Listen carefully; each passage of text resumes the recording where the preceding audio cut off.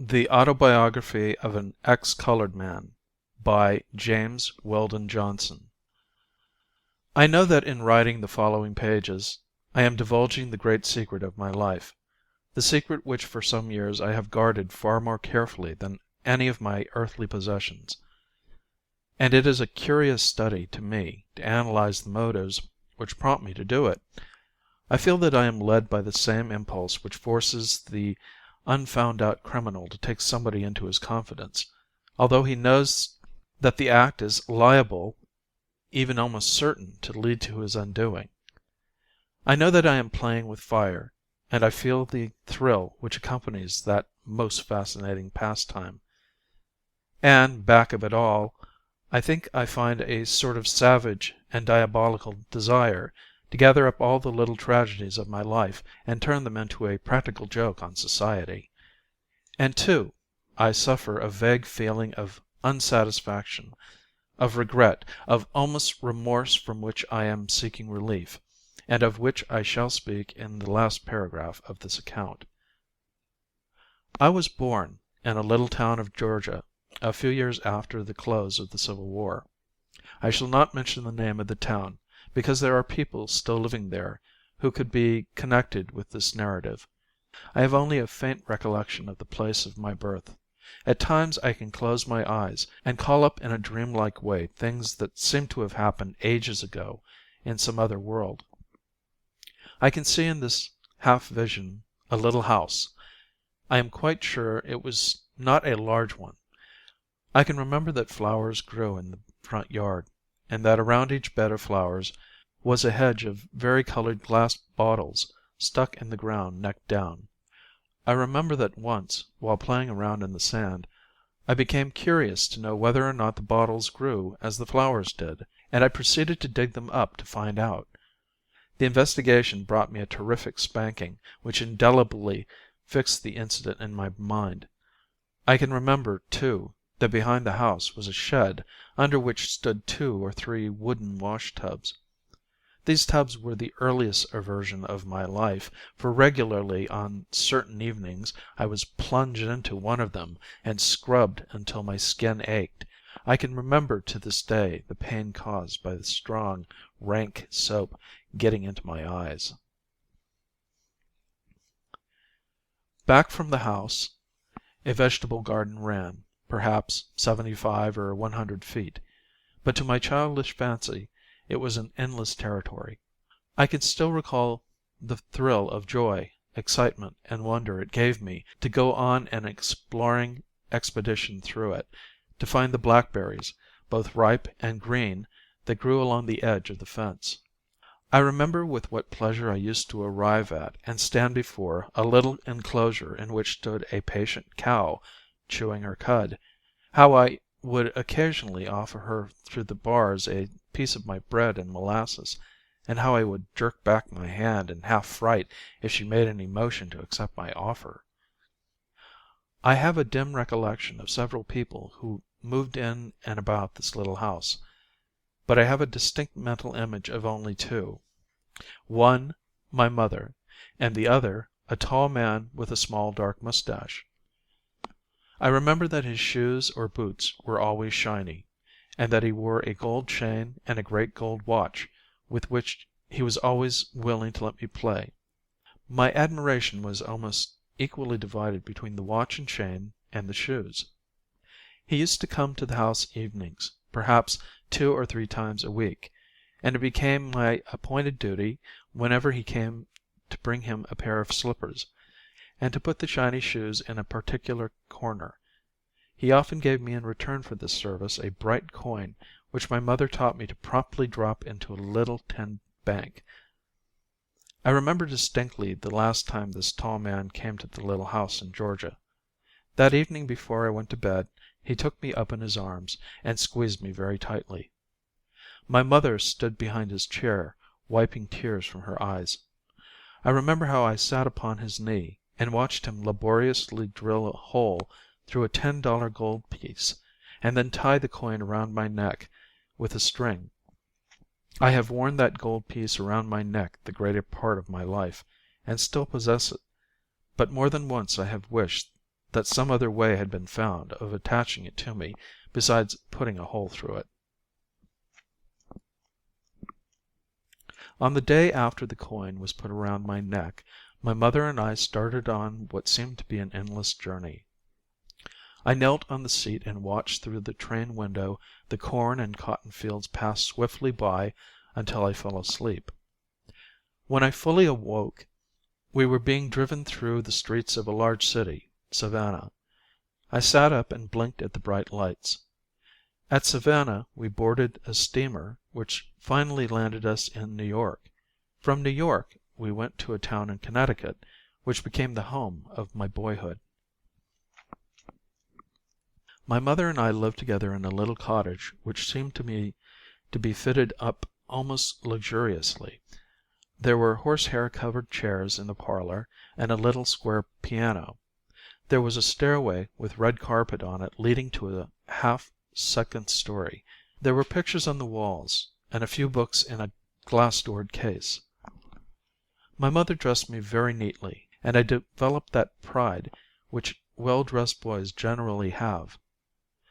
She was careful about my associates, and I myself was quite particular.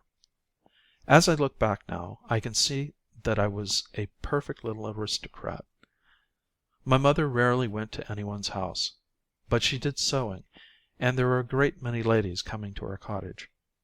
If I were around they would generally call me, and ask me my name and age, and tell my mother what a pretty boy I was. Some of them would pat me on the head and kiss me. My mother was kept very busy with her sewing. Sometimes she would have another woman helping her. I think she must have derived a fair income from her work. I know, too, that at least once each month she received a letter. I used to watch for the postman, get the letter, and run to her with it. Whether she was busy or not, she would take it and instantly thrust it into her bosom. I never saw her read one of them. I knew later that these letters contained money, and what was to her more than money.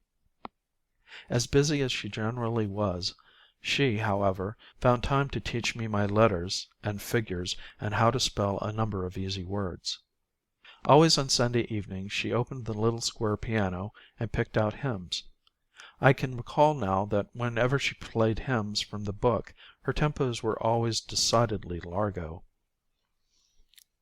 Sometimes on other evenings, when she was not sewing, she would play simple accompaniments to some old Southern songs which she sang. In these songs she was freer, because she played them by ear. Those evenings on which she opened the little piano were the happiest hours of my childhood. Whenever she started toward the instrument, I used to follow her with all the interest and irrepressible joy that a pampered pet dog shows when a package is opened in which he knows there is a sweet bit for him. I used to stand by her side, and often interrupt and annoy her by chiming in with strange harmonies which I found either on the high keys of the treble or low keys of the bass. I remember that I had a particular fondness for the black keys. Always on such evenings, when the music was over, my mother would sit with me in her arms, often for a very long time. She would hold me close, softly crooning some old melody without words, all the while gently stroking her face against my head. Many and many a night I thus fell asleep. I can see her now, her great dark eyes looking into the fire. To where? No one knew but she. The memory of that picture has more than once kept me from straying too far from the place of purity and safety in which her arms held me. At a very early age I began to thump on the piano alone, and it was not long before I was able to pick out a few tunes. When I was 7 years old I could play by ear all of the hymns and songs that my mother knew. I had also learned the names of the notes in both clefs, but I preferred not to be hampered by notes. About this time several ladies for whom my mother sewed heard me play, and they persuaded her that I should at once be put under a teacher. So arrangements were made for me to study the piano with a lady who was a fairly good musician. At the same time arrangements were made for me to study my books with this lady's daughter. My music teacher had no small difficulty at first in pinning me down to the notes. If she played my lesson over for me, I invariably attempted to reproduce the required sounds without the slightest recourse to the written characters. Her daughter, my other teacher, also had her worries. She found that, in reading, whenever I came to words that were difficult or unfamiliar, I was prone to bring my imagination to the rescue and read from the picture. She has laughingly told me, since then, that I would sometimes substitute whole sentences, and even paragraphs, from what meaning I thought the illustrations conveyed. She said she sometimes was not only amused at the fresh treatment I would give an author's subject, but that when I gave some new and sudden turn to the plot of the story, she often grew interested and even excited in listening to hear what kind of denouement I would bring about. But I am sure this was not due to dullness, for I made rapid progress in both my music and my books. And so, for a couple of years, my life was divided between my music and my school books. Music took up the greater part of my time. I had no playmates, but amused myself with games, some of them my own invention, which could be played alone. I knew a few boys whom I had met at the church which I attended with my mother, but I had formed no close friendships with any of them. Then, when I was 9 years old, my mother decided to enter me in the public school, so all at once I found myself thrown among a crowd of boys of all sizes and kinds. Some of them seemed to me like savages. I shall never forget the bewilderment, the pain, the heart-sickness of that first day at school. I seemed to be the only stranger in the place. Every other boy seemed to know every other boy. I was fortunate enough, however, to be assigned to a teacher who knew me. My mother made her dresses. She was one of the ladies who used to pat me on the head and kiss me. She had the tact to address a few words directly to me. This gave me a certain sort of standing in the class, and put me somewhat at ease. Within a few days I had made one staunch friend, and was on fairly good terms with most of the boys. I was shy of the girls, and remained so. Even now, a word or look from a pretty woman sets me all a tremble. This friend I bound to me with hooks of steel in a very simple way. He was a big awkward boy, with a face full of freckles, and a head full of very red hair. He was perhaps 14 years of age. That is, 4 or 5 years older than any other boy in the class. This seniority was due to the fact that he had spent twice the required amount of time in several of the preceding classes.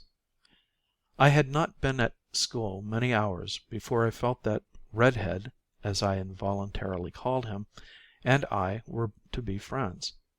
I do not doubt that this feeling was strengthened by the fact that I had been quick enough to see that a big, strong boy was a friend to be desired at a public school, and, perhaps, in spite of his dullness, Redhead had been able to discern that I could be of service to him. At any rate, there was simultaneous mutual attraction. The teacher had strung the class promiscuously round the walls of the room for a sort of trial heat for places of rank. When the line was straightened out, I found that by skilful manoeuvring I had placed myself third, and had piloted Redhead to the place next to me. The teacher began by giving us to spell the words corresponding to our order in the line.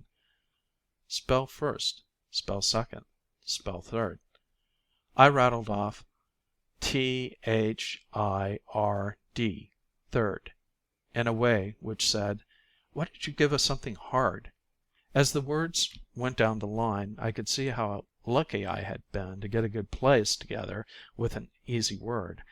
As young as I was, I felt impressed with the unfairness of the whole proceeding when I saw the tail-enders going down before 12th and 20th, and I felt sorry for those who had to spell such words in order to hold a low position. Spell fourth. Redhead, with his hands clutched tightly behind his back, began bravely. FORTH. H. Like a flash, a score of hands went up, and the teacher began saying, "No snapping of fingers, no snapping of fingers." This was the first word missed, and it seemed to me that some of the scholars were about to lose their senses. Some were dancing up and down on one foot with a hand above their heads, the fingers working furiously, and joy beaming all over their faces. Others stood still, their hands raised not so high, their fingers working less rapidly, and their faces expressing not quite so much happiness. There were still others who did not move nor raise their hands, but stood with great wrinkles on their foreheads, looking very thoughtful. The whole thing was new to me, and I did not raise my hand, but slyly whispered the letter U to Redhead several times. "Second chance," said the teacher. The hands went down, and the class became quiet. Redhead, his face now red, after looking beseechingly at the ceiling, then pitiably at the floor, began very haltingly, "F U." Immediately an impulse to raise hands went through the class, but the teacher checked it, and poor Redhead, though he knew that each letter he added only took him farther out of the way, went doggedly on and finished R T H. The hand raising was now repeated with more hubbub and excitement than at first. Those who before had not moved a finger were now waving their hands above their heads. Redhead felt that he was lost. He looked very big and foolish, and some of the scholars began to snicker. His helpless condition went straight to my heart, and gripped my sympathies. I felt that if he failed it would in some way be my failure.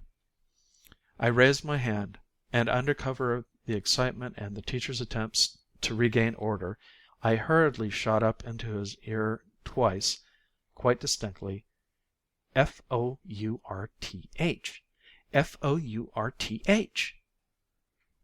The teacher tapped on her desk and said, "Third and last chance." The hands came down. The silence became oppressive. Redhead began F. Since that day I have waited anxiously for many a turn of the wheel of fortune, but never under greater tension than I watched for the order in which those letters would fall from Red's lips. O-U-R-T-H.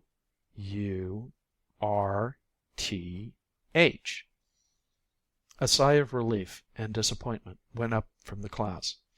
Afterwards, through all our school days, Redhead shared my wit and quickness, and I benefited by his strength and dogged faithfulness.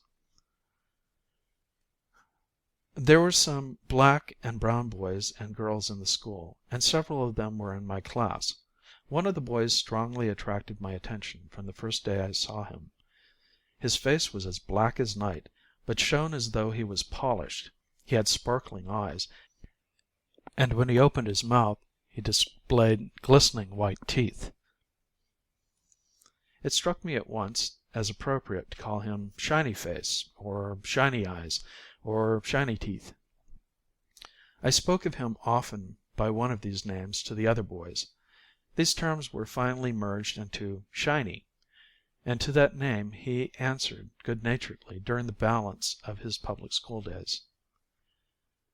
Shiny was considered without question to be the best speller, the best reader, the best penman, in a word, the best scholar, in the class. He was very quick to catch anything, but nevertheless studied hard. Thus he possessed two powers very rarely combined in one boy. I saw him year after year, on up into the high school, win the majority of the prizes for punctuality, deportment, essay writing, and declamation. Yet it did not take me long to discover that in spite of his standing as a scholar, he was in some way looked down upon. The other black boys and girls were still more looked down upon. Some of the boys often spoke of them as niggers.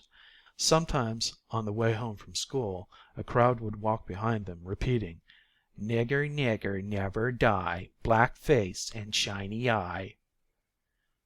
On one such occasion one of the black boys turned suddenly on his tormentors and hurled a slate. It struck one of the white boys in the mouth, cutting a slight gash in his lip. At sight of the blood, the boy who had thrown the slate ran, and his companions quickly followed. We ran after them, pelting them with stones until they separated in several directions. I was very much wrought up over the affair, and went home and told my mother how one of the "niggers" had struck a boy with a slate. I shall never forget how she turned on me. "Don't you ever use that word again," she said, "and don't you ever bother the colored children at school. You ought to be ashamed of yourself." I did hang my head in shame, but not because she had convinced me that I had done wrong, but because I was hurt by the first sharp word she had ever given me. My school days ran along very pleasantly. I stood well in my studies, not always so well with regard to my behavior. I was never guilty of any serious misconduct, but my love of fun sometimes got me into trouble. I remember, however, that my sense of humor was so sly that most of the trouble usually fell on the head of the other fellow. My ability to play on the piano at school exercises was looked upon as little short of marvelous in a boy of my age. I was not chummy with many of my mates, but on the whole was about as popular as it is good for a boy to be. One day near the end of my second term at school, the principal came into her room, and after talking to the teacher, for some reason said, "I wish all of the white scholars to stand for a moment." I rose with the others. The teacher looked at me, and calling my name said, "You sit down for the present, and rise with the others." I did not quite understand her, and questioned, "Ma'am?" She repeated with a softer tone in her voice, "You sit down now, and rise with the others." I sat down dazed. I saw and heard nothing. When the others were asked to rise, I did not know it. When school was dismissed, I went out in a kind of stupor. A few of the white boys jeered at me, saying, "Oh, you're a nigger too." I heard some black children say, "We knew he was colored." Shiny said to them, "Come along, don't tease him," and thereby won my undying gratitude. I hurried on as fast as I could, and had gone some distance before I perceived that Redhead was walking by my side.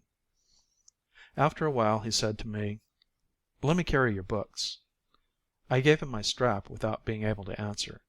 When we got to my gate, he said as he handed me my books, "Say, you know my big red agate? I can't shoot with it any more. I'm going to bring it to school for you tomorrow." I took my books and ran into the house. As I passed through the hallway, I saw that my mother was busy with one of her customers. I rushed up into my own little room, shut the door, and went quickly to where my looking glass hung on the wall. For an instant I was afraid to look, but when I did, I looked long and earnestly. I had often heard people say to my mother, "What a pretty boy you have." I was accustomed to hear remarks about my beauty, but now, for the first time, I became conscious of it, and recognized it. I noticed the ivory whiteness of my skin, the beauty of my mouth, the size and liquid darkness of my eyes, and how the long black lashes that fringed and shaded them produced an effect that was strangely fascinating, even to me. I noticed the softness and glossiness of my dark hair that fell in waves over my temples, making my forehead appear whiter than it really was. How long I stood there gazing at my image I do not know. When I came out and reached the head of the stairs, I heard the lady who had been with my mother going out. I ran downstairs, and rushed to where my mother was sitting with a piece of work in her hands. I buried my head in her lap, and blurted out, "Mother, mother, tell me, am I a nigger?" I could not see her face, but I knew the piece of work dropped to the floor, and I felt her hands on my head. I looked up into her face, and repeated, "Tell me, mother, am I a nigger?" There were tears in her eyes, and I could see that she was suffering for me.